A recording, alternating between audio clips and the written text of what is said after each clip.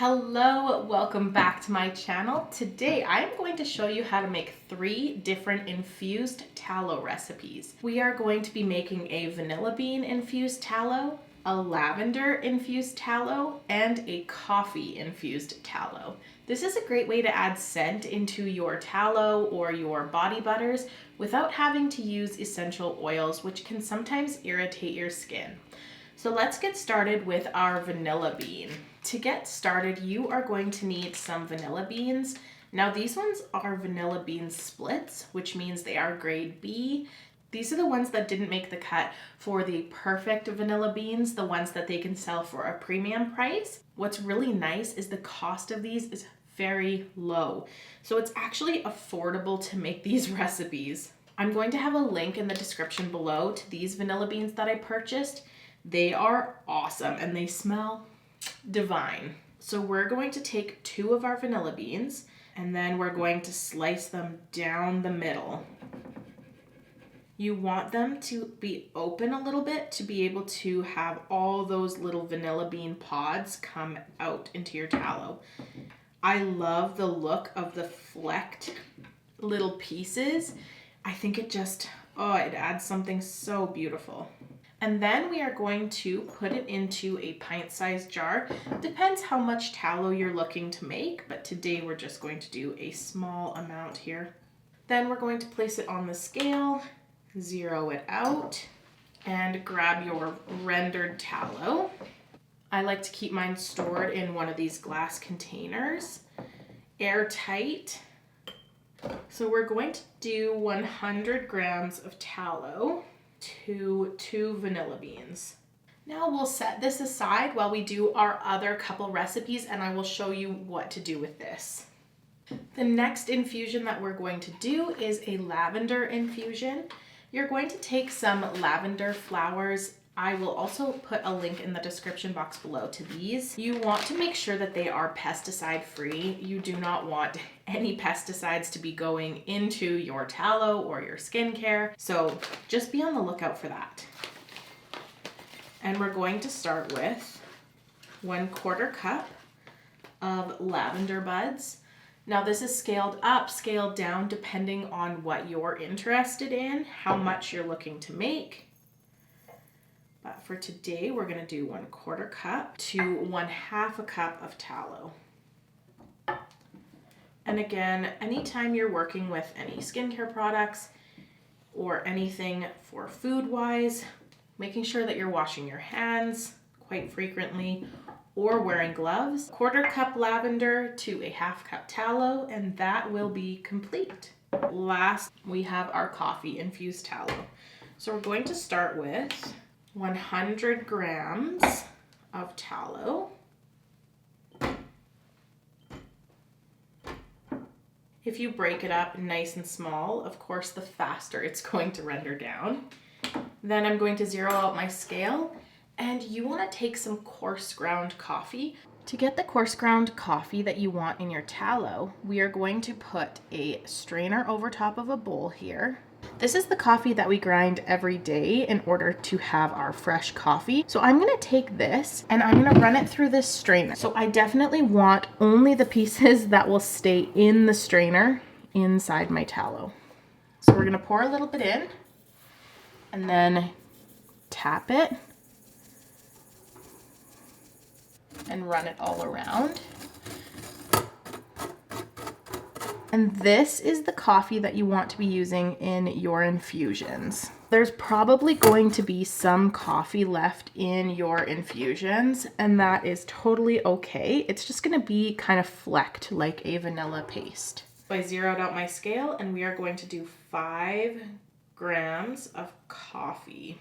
Now I'm going to show you exactly what to do with these. There's a few different methods, but basically the overarching theme is that you want it low and slow. But I thought for education's sake, I would do 1 in the Crockpot, 1 in the Dehydrator, and 1 on the stove. So that way you have 3 different methods to choose from. So for the Crockpot method, what you want to do is make sure that there's water covering at least half of your jar. So I will take out the 2 that I'm not going to use right now. And you can see I have a lid on here as well because you don't want any water to get into your tallow. Okay, and now we're going to add more water. So there you go, halfway up your jar. We're going to plug this in and turn it on to low. If you're noticing that your tallow is just kind of floating about like this, you can actually stick a cloth at the bottom of your crock pot. There we go. And that will help keep it a little more stable. The thing about tallow is that tallow is not liquid, so you need to warm it up in order for it to become liquid to infuse. If that makes sense. I know that was quite a mouthful. But there you go. We'll move over to the stove now. Ignoring all of these marks in my pan, if you have any tips for how to remove all of these permanent marks, man, stainless steel is amazing, but it is sometimes very tricky to cook with. Now that is a side note. So here we're gonna do the exact same. We're going to add in a bunch of water. I'm gonna do one more of these. Just like in the crock pot, you do not want this to get too hot. So we are gonna do a very low heat. With the stove method, you're going to have to monitor really closely to make sure that your water does not evaporate. You want it to be halfway up your jar the whole time. You also do not want to bring this to a boil. You want this nice and low and slow. And the third method is going to be in our dehydrator. So in it goes. Then we will cover it up and turn it on to 125. We will come back and check on it and see if it's melting down. We may need to adjust our temperature a little bit. So this has been going for about a half an hour. Be careful, this top will be hot. And you can see that it is all melted down. But you can also see that there are starting to be some bubbles and the water is boiling. So what I'm gonna do is turn the heat down substantially until there are no more bubbles. You just want a nice warm environment where they can really infuse their scent into your tallow. We're gonna let this sit for a couple of hours, still on low heat, and we will come back to check on it. So I've let this sit for about 5 hours now. Every once in a while, I just came in and gave it a little stir. Now keep in mind that this is going to be hot, so oven mitts or a sleeve. But I'm gonna take it out and give it a smell. So basically what you want with this infused tallow is to go by smell. If you like the smell of it, it's ready. If you don't, let it go for a little bit longer. So we're gonna give it a sniff. Again, every part of this is going to be warm. So I'm really starting to smell the coffee. You want to keep in mind that the longer that this sits for, the more smell you're going to get. Once you strain it, it will still continue to develop smell as it cools down. So we're gonna give this a little bit longer and then I'm gonna show you how to strain it. But in the meantime, let's check on our lavender. So you can see this is not boiling, but the water has gone down quite a bit. Let's take this out and give it a sniff. Ooh, I can really smell that lavender. Wow. So same thing as with the coffee. I'm going to give this a little bit longer and then we're gonna come back and strain it. Let's go check on our vanilla bean. So it is all melted. Okay, it smells amazing and you can see that there's little flecks of vanilla bean everywhere. I'm gonna leave this one for a hint longer as well. I have let my lavender tallow infusion cool for just a little bit, about 15 minutes, so I can handle it, but it's still warm. If you leave it too long, of course it is going to harden back up. We do not want to have to remelt this. So let's go ahead and strain it. I realize now that I definitely could have used smaller jars, but that's okay. It melted down quite a bit.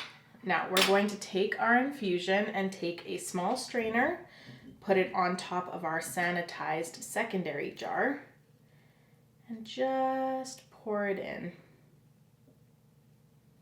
Keep in mind that some of the tallow will still be in the actual lavender pieces, so we're going to have to squeeze them a little bit.